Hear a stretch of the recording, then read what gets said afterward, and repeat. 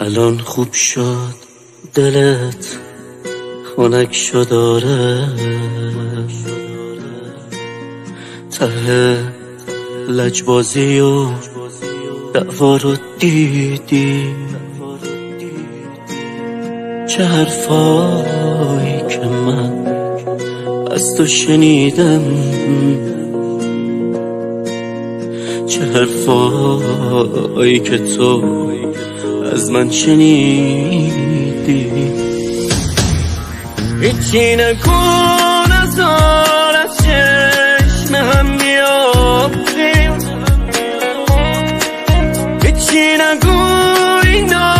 چی بود از هم شناختیم، هیچی نگو نگو نگو نگو عزیزم، هیچی نگو واسه چی چند روزه گفتیم.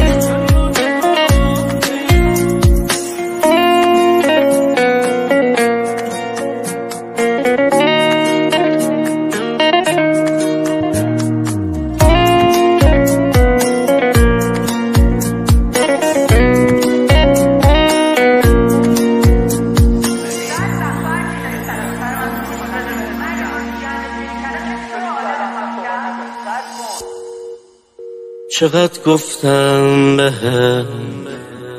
قطع کن عزیزم، الان حال دوتامونم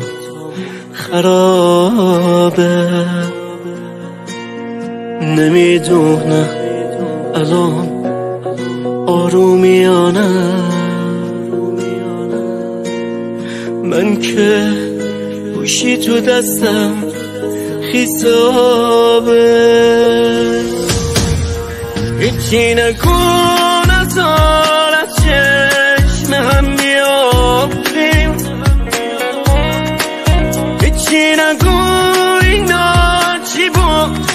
از هم شناختیم، هیچی نگو نگو نگو نگو عزیز